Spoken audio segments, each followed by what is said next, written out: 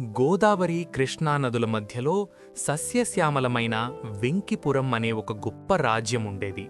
దానికి రాజు శ్రీపతిదేవుడు. యుద్ధంలో అపారమైన వీరుడు.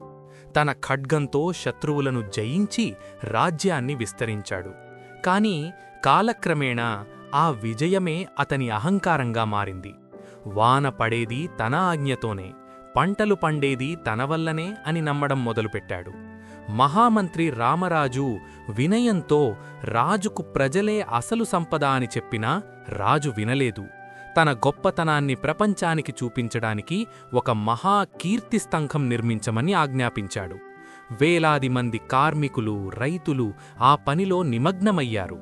ఇదే సమయంలో వానలు ఆగిపోయాయి, నదులు ఎండిపోయాయి, పంటలు పాడైపోయాయి. ప్రజలు రాజును వేడుకున్నారు. కాని రాజు స్తంభం పూర్తవ్వాలి అన్నదే పట్టుబడ్డాడు.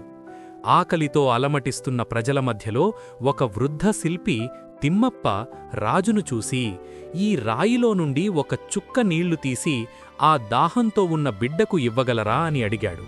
ఆ మాటలు రాజు హృదయాన్ని కదిలించాయి. అప్పుడే శత్రువుల దాడి వార్త వచ్చింది. తన తప్పు గ్రహించిన రాజు ప్రజలతో కలిసి పోరాడాడు. రైతులు, శిల్పులు అందరూ యోధులయ్యారు. చివరకు రాజ్యం కాపాడబడింది. కొద్ది రోజులకు వానలు మళ్లీ కురిశాయి. రాజు మారిపోయాడు.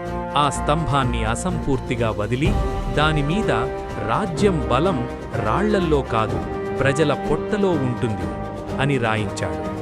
ఇదే నిజమైన నాయకత్వం.